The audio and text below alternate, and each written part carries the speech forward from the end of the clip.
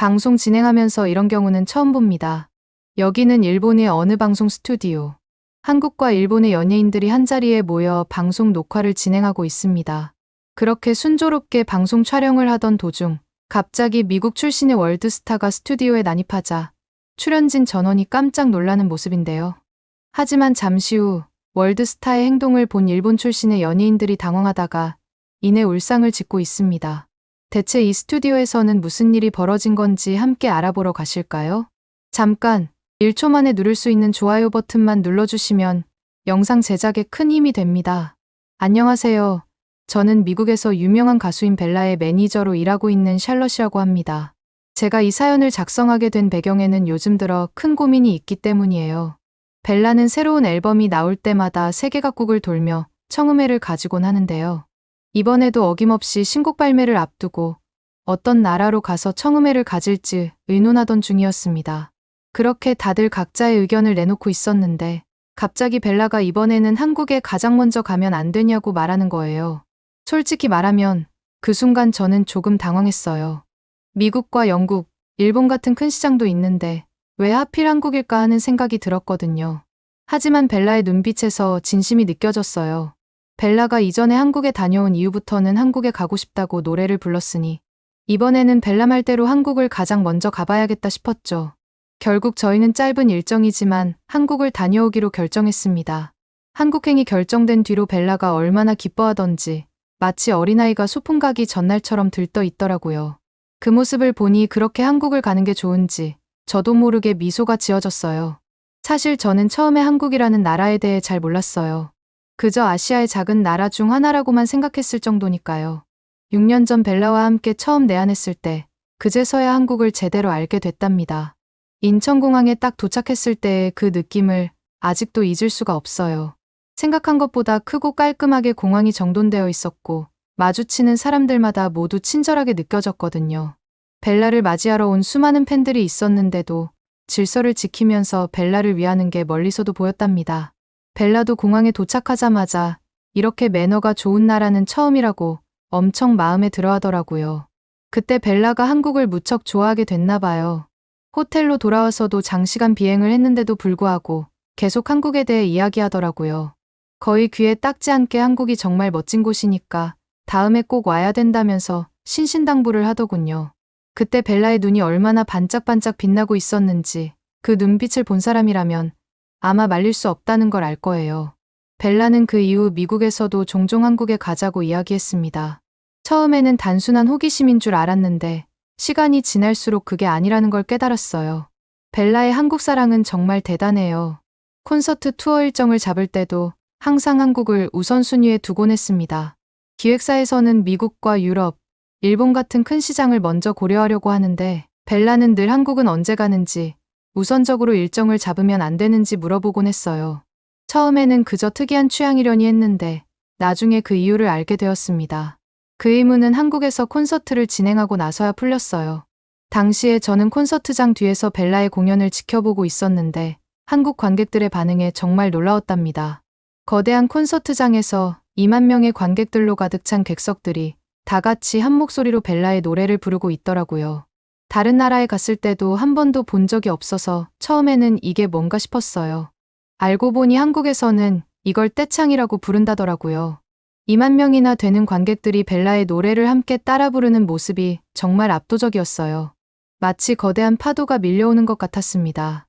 그 순간 왜 벨라가 한국을 그토록 좋아하는지 바로 이해가 가더군요. 정말 다른 나라와는 비교도 안 될 만큼 뜨거운 호응이었습니다. 관객들의 열정은 노래를 따라 부르는 것에서 그치지 않았어요. 벨라가 무대 위에서 춤을 출 때마다 함께 춤을 추고 그녀가 농담을 할 때마다 웃음바다가 되었습니다. 심지어 벨라가 한국어로 사랑해요 라고 말했을 때는 객석에서 눈물을 흘리는 팬들도 있었어요. 그 모습을 보면서 저도 모르게 괜히 감동받아 눈시울이 붉어지더라고요. 저는 그렇게 벨라의 콘서트를 마치 관객이 된 듯이 보고 있었는데 콘서트 마지막에는 정말 생각지도 못한 장면이 펼쳐졌어요. 관객이 벨라에게 태극기를 던져주는 거 아니겠어요?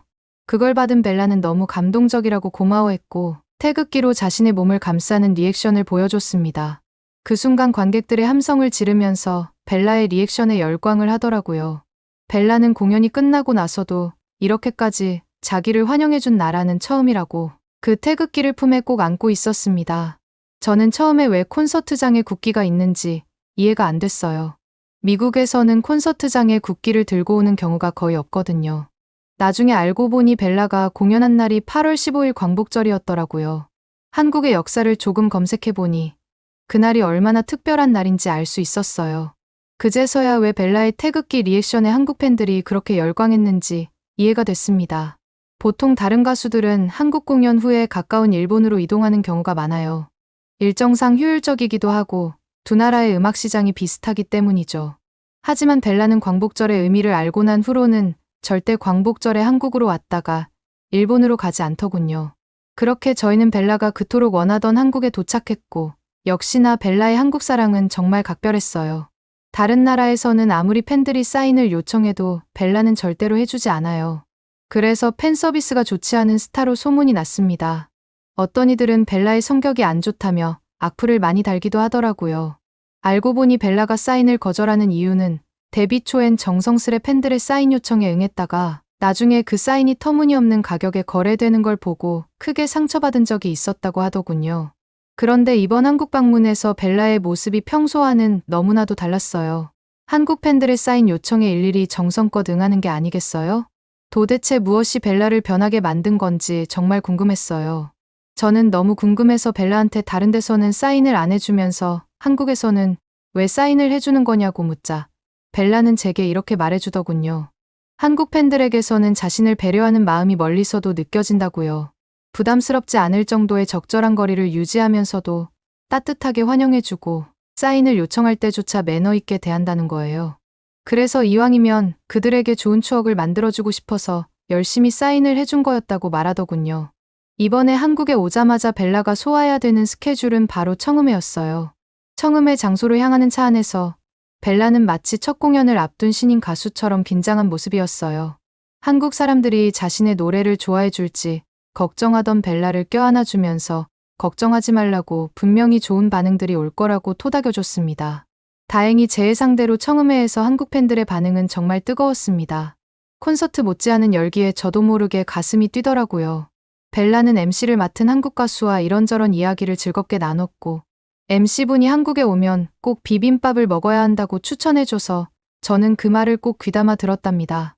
왜냐하면 제가 한국으로 군말 없이 오는 이유 중에 하나가 음식이 맛있어서였거든요. 처음 한국에 왔을 때가 아직도 기억나요. 미국에서 자극적이고 느끼한 음식만 먹다가 한국 음식을 처음 먹으니까 좀 싱거운 것 같더라고요. 한국에선 왜 이렇게 밍밍하게 음식을 먹을까 싶었는데 시간이 지날수록 그 담백한 맛이 자꾸 생각나면서 계속 한국 음식이 땡기더군요. 뭔가 특이한 게 없는 것 같으면서 그 안에서 강하게 느껴지는 뭔가가 한국 음식이 저를 사로잡더라고요. 이게 바로 한국 음식의 매력이구나 싶었습니다. 이번에 한국에 올 때도 솔직히 음식에 대한 기대가 컸어요. 물론 한국으로 향하는 비행기 좌석에서 몇 시간을 앉아 있어야 한다는 사실 때문에 너무 괴로웠지만 그래도 한국에 도착해서 먹을 맛있는 음식들 생각하면서 버텼어요. 사실 한국 음식이 맛있지 않았다면 저는 그렇게 장시간 비행을 버티지 못했을 것 같아요. 청음회 끝나고 다들 뭐 먹을까 고민하고 있을 때 저는 아까 MC분이 추천해준 비빔밥을 먹으러 가보는 게 어떠냐고 물어봤어요. 혹시나 다들 싫어하면 어떻게 하지 싶었지만 한국을 사랑하는 벨라라면 뭘 먹든 한국 음식이면 다 좋다 할 테니 안심하고 있었습니다. 다행히 모두들 비빔밥이 궁금하다고 했고 그렇게 저희는 비빔밥집으로 향했어요. 비빔밥이 눈앞에 나오기 전까지 저는 어떤 음식인지 알아보지 않았어요. 괜히 검색해서 어떤 음식인지 미리 알게 되면 재미없을 것 같았거든요. 그래서 일부러 검색도 안 했답니다. 하지만 비빔밥이 나오자마자 검색하고 먹으러 가자 할 걸 하면서 얼마나 후회했는지 몰라요. 비빔밥을 처음 봤을 때 솔직히 너무 실망했거든요. 눈앞에 놓인 그릇 안의 재료들을 보는 순간 한껏 부풀었던 기대가 그대로 사그라드는 기분이었다니까요. 저는 야채를 별로 안 좋아하는데 눈앞에 있는 건 완전 야채 덩어리였어요. 색깔별로 야채가 정갈하게 올려져서 예쁘긴 했지만 아무리 예뻐도 제 눈에는 그저 야채일 뿐이었어요. 고기는 아무리 찾아봐도 거의 안 보였고 다들 말없이 빨간 소스에 밥을 열심히 비벼 먹는 걸 보면서 다들 정말 이게 맛있는 걸까 하는 생각이 들었어요. 사실 저는 비빔밥이 갈비나 삼겹살 같은 고기 요리인 줄 알고 왔었거든요. 제 생각과는 전혀 다른 이 음식을 먹어야 하나 말아야 하나 엄청 고민했습니다. 하지만 제가 먼저 비빔밥집에 가자고 했기 때문에 제가 먹지 않을 수도 없었습니다. 괜히 다들 저를 이상하게 볼 것 같았거든요. 솔직히 입에도 대기 싫었지만 반이라도 어떻게든 먹어보기로 마음먹었답니다. 비빔밥이 나오고 직원분이 친절하게 먹는 법을 설명해 주셨어요. 빨간 소스가 매우니까 적당히 넣으라고 하셨는데 솔직히 저는 얼마나 맵겠어라는 생각으로 소스를 2바퀴를 휙휙 돌려놓고 열심히 비볐답니다. 지금 생각하면 얼마나 무모했는지 몰라요. 알고 보니 다른 사람들은 한 바퀴도 채 돌리지 않고 비벼 먹는데도 너무 매웠다고 하더라고요. 조심스럽게 비빔밥 한 숟갈을 크게 퍼서 한 입 먹어봤는데 생각보다 너무 괜찮은 거예요. 정말 다행이라는 생각이 바로 들더라고요. 야채가 많은 음식인데도 씹는 맛이 좋았고 빨간 소스에 들어있는 작은 고기 조각들이 비빔밥의 맛을 더 잘 살려주더라고요. 생각한 것보다 훨씬 재료들이 잘 어울려서 오길 잘했다 싶다니까요. 하지만 입에 넣은 밥을 몇 번 씹다 보니 입안에서 정말 불이 나는 것 같았어요. 결국 참다 못해 물을 3컵이나 마셨답니다. 직원분이 소스를 조금만 넣으라고 했을 때 말을 들었어야 했는데 괜히 욕심냈더니 매워서 먹기가 힘들었어요. 그제서야 한국이 불닭볶음면으로 유명한 나라라는 게 문득 생각이 나더라고요. 정말 아차 싶었죠. 하지만 이미 시작한 거 끝을 봐야겠다는 생각에 계속 먹었답니다. 물론 생각한 것보다 비빔밥 맛이 괜찮기도 했고요. 그래서 밥 한 숟가락 먹고 물 한 컵 마시는 방법으로 비빔밥 그릇을 끝까지 비웠어요. 물을 거의 한 통을 다 마셔서 그런지 평소보다 3배는 많이 먹은 것 같은 포만감이 들더라고요. 처음에 비주얼만 봤을 땐 실망스러웠던 비빔밥이었지만 결과적으로는 잊지 못할 특별한 경험이 되었답니다. 정신없이 비빔밥을 먹고 나니까 다들 배가 터질 것 같다고 말을 했어요. 한국 음식들은 인심이 좋아서 그런지 항상 양이 많다고들 하더라고요. 다들 이대로 호텔로 돌아가기엔 아쉬웠는지 주변을 산책하고 들어가기로 했어요. 천천히 주변을 걸으면서 한국 거리를 구경하는데 미국이랑은 또 다른 느낌이라 저도 모르게 입꼬리가 올라가더라고요. 그러다 우연히 들은 건데 근처에 초보자도 쉽게 갈 수 있는 등산로가 있다더군요. 처음엔 배 터지게 먹고 등산을 할 수 있을까 하고 생각했지만 한국 와서 또 언제 등산로를 걸어보겠거니 하면서 이런 기회를 놓치면 안 될 것 같았어요. 그래서 다들 좀 망설이다가 결국 등산을 가기로 했답니다. 등산로 입구에 도착하니까 뭔가 이상한 기계가 있더라고요. 처음 보는 거라 궁금해서 한참 들여다봤어요. 영어로 된 설명도 없고 그림으로 된 설명도 이해하기 힘들어서 결국 번역기 앱을 돌려서 겨우 알아냈는데 놀랍게도 해충퇴치제더라고요. 버튼을 누르면 몇 초 동안 스프레이가 나오는 구조였어요. 저희 팀 모두가 벌레를 무서워하는지 제가 한번 몸에 뿌리고 나니까 다들 눈을 반짝이면서 자기도 뿌려달라고 하더라고요. 이런 걸 보면서 한국이 진짜 대단하다는 생각이 들었어요. 곳곳에 있는 물건들이 정말 센스 있고 실용적이었거든요.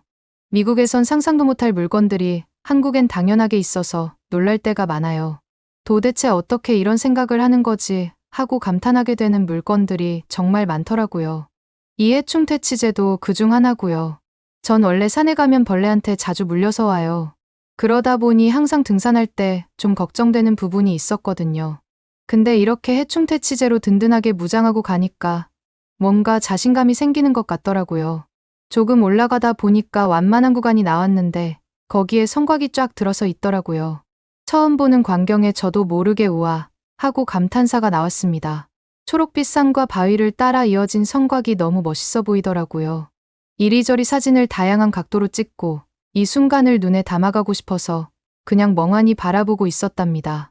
물론 저는 미국에서도 가끔씩 등산을 하곤 해요. 그래서 처음에 초보자 코스면 별로 안 힘들겠지 라고 생각했는데 이게 웬걸요? 생각보다 훨씬 힘들더라고요. 숨도 차고 다리도 아프고 제 체력이 이렇게나 안 좋았나 싶었어요. 도대체 한국 사람들의 체력은 얼마나 좋길래 이 코스가 초보자 코스라고 하는지 이해가 되지 않더라고요. 그리고 이렇게 멋진 성곽이 있는 산은 한국에 와서 처음 봤어요. 미국에도 예쁜 자연이 많지만 이렇게 성곽과 산이 잘 어우러진 곳은 없거든요. 걸을 때마다 와, 옛날 사람들은 어떻게 이런 데다 이렇게 높은 성곽을 쌓았지 하는 생각이 들었습니다. 결국 생각한 것보다 등산로가 높고 다들 힘들어해서 너무 높이 안 올라가고 그만 내려가기로 했어요. 다들 같은 마음이라 얼마나 다행이었는지 몰라요. 더 올라가면 내일 근육통으로 고생할 것 같았거든요. 그래도 이 정도만으로도 충분히 멋진 경험이었다고 생각했습니다. 내려오는 길에 저 멀리서 또 신기한 물건이 눈에 띄었어요. 벨라도 신기했는지 호기심 가득한 표정으로 달려가서 만지작거리는데 아무도 그게 뭔지 알 수가 없었습니다. 저도 궁금해서 가까이 가보려고 했는데 갑자기 벨라가 그걸 들고 이리저리 휘두르는 바람에 깜짝 놀라서 뒤로 물러섰어요. 전 멀리서 벨라한테 그거 아까 본 해충퇴치제 아니야? 라고 물어봤지만 벨라는 고개를 세차게 흔들면서 그거랑은 완전 다른 것 같다고 하더라고요. 도대체 저 물건은 어디에 쓰는 건가 쳐다보면서 곰곰이 생각을 하고 있는데 벨라가 궁금했는지 그 물건을 들고 이리저리 몸에 한번 뿌려보더군요. 벨라가 직접 뿌려봤는데도 무슨 물건인지 모르겠다고 두 어깨를 으쓱했고 저희도 결국에는 어떻게 사용하는 물건인지 몰라 내려놓고 포기하고 그냥 내려가려고 할 때였어요. 그때 저희 모두 충격적인 장면을 보게 됐습니다. 아니, 어떤 아저씨가 그걸 발에다 뿌리면서 흙먼지를 털어내고 계시는 거 아니겠어요? 저희 모두 눈이 동그래져서 서로를 쳐다봤어요. 저걸 저렇게 쓰는 거라니 정말 생각지도 못한 물건이었어서 그런지 입을 떡 벌리고 멍하니 쳐다보게 되더라고요. 저만 신기한 줄 알았는데 벨라 표정을 보니 저랑 똑같은 표정을 짓고 있었답니다. 아저씨가 저희한테 알려주고 싶으셨는지는 모르겠지만 에어건을 몸 구석구석 사용하면서 흙먼지를 털어내는 모습을 보여주셨어요. 그 모습이 어찌나 프로페셔널해 보이던지 괜히 멋있어 보였다니까요. 저도 해보고 싶어서 에어건을 잡고 이리저리 흙먼지 털어내는 신용을 했습니다. 근데 뭔가 아저씨처럼 잘 털어지는 것 같지는 않더라고요. 오히려 제 옷에 더 많은 먼지가 붙는 것 같아서 민망했어요. 그래도 재밌는 경험했다 생각하니 즐겁더군요. 한국에서는 이런 걸 어떻게 생각해냈는지 정말 신기했어요. 등산로에 이런 편의시설이 있다는 게 놀라웠습니다. 그리고 이걸 무료로 사용하게 해주는 것도 믿기 힘들었어요. 미국이었으면 아마 누가 기계를 통째로 훔쳐갔을 거예요. 아니면 금방 고장나서 고장난 팻말만 덜렁 걸려 있었겠죠? 한국에서는 공용으로 사용하는 물건을 사용하고 나면 제자리에 잘 놓는 습관이 있는 것 같아요. 어떻게 이런 시민의식이 뼛속까지 배어 있는지 정말 대단하다고 생각했어요. 그리고 이런 점들이 한국을 더 매력적으로 느끼게 만드는 것 같다고 느꼈답니다. 그렇게 짧은 등산이었지만 다들 힘들어해서 차에 돌아와 널브러졌답니다. 피곤했지만 정말 재밌는 경험이었어요. 차에 널브러져 있는데 갑자기 벨라가 시원한 음료나 마시러 가보는 게 어떻겠냐고 제안하더라고요. 그 말에 다들 지친 눈빛이 순식간에 반짝거리는 걸 보니 괜히 웃음이 나왔답니다. 벨라가 이런저런 메뉴들을 말하는데 저도 모르게 입안에 침이 고이는 게 느껴지는 거 있죠? 미국에서는 한국 카페만 있으면 1시간이 넘게 줄을 서는 게 일상이에요. 그래서 한국에서 파는 카페 음료는 얼마나 맛있을지 기대가 엄청 컸습니다. 인기 있는 카페를 찾아가는데 도대체 언제 도착하나 조급한 마음이 생기더라고요. 차를 타고 가면서 창밖으로 한국의 풍경을 멍하니 구경하는데 문득 멀리서 안전요원이 신호봉을 규칙적으로 흔드는 게 보였어요. 처음엔 저렇게 계속 신호봉 흔들고 있으면 팔도 안 아프나 하고 궁금해했습니다. 운전을 하면서 미리 그쪽을 피했고 아까 신호봉을 흔드는 안전요원을 가까이서 보는데 저는 그만 깜짝 놀랄 수밖에 없었습니다. 왜냐하면 그 안전요원은 사람이 아니라 마네킹이었더라고요. 순간 너무 신기해서 저것 좀 보라고 소리를 질렀는데 다들 뭔가 했는지 놀라서 저를 쳐다보더라고요. 한국에서는 공사를 하면 저렇게 로봇을 세우나 봐 하면서 설명해줬더니 다들 저만큼 놀라더라고요. 미국에서는 보통 공사 중인 도로에 표지판만 덜렁 세워두고 말거든요. 그래서 멀리서 잘 안 보일 때가 많아요. 근데 한국은 눈에 확 띄는 노란 옷에 빨간 신호봉 휘두르는 안전유도 로봇을 쓰니까 멀리서도 잘 보이고 미리 피해갈 수 있더라고요. 이런 걸 보면 한국은 정말 신기한 나라 같아요. 작은 것 하나하나까지 세심하게 신경 쓰는 게 느껴져서 감탄이 절로 나왔어요. 미국도 제발 한국에 이런 아이디어를 좀 배웠으면 좋겠다라고 하면서 정말 부러웠다니까요. 미국이 세계 1위 나라라고 해서 뭐든지 다 있을 것 같지만 전혀 아니거든요. 카페에 도착했을 땐 다들 너무 힘들어해서 그나마 좀 멀쩡한 제가 카페에 가서 직접 주문하기로 했어요. 다들 너무 지쳐 보이더라고요. 그래서 제가 주문하러 가겠다고 했습니다. 메뉴판을 보는데 낯선 이름들이 많아서 좀 당황스러웠어요. 그래도 이 카페에서 유명하다는 녹차 라떼를 꼭 먹어보고 싶어서 녹차 라떼랑 초코라떼를 시켰어요. 계산하고 테이블에 앉아 기다리려고 하는데 갑자기 직원분이 저를 부르시더라고요. 뭔가 잘못된 줄 알고 살짝 긴장했는데 알고 보니 직원분께서는 두고 간 진동벨을 주시는 거였어요. 미국에서는 보통 손님의 이름을 불러서 음료를 가져가게 만드는데 한국은 이렇게 진동벨로 조용히 알려주니까 얼마나 좋았는지 몰라요. 이런 작은 배려에서 한국의 서비스 정신이 느껴지는 것 같더라고요. 사실 미국 카페에서는 직원들이 목이 터져라 손님 이름 부르는 통에 대화를 하다가 흐름이 끊기는 경우가 꽤 많거든요.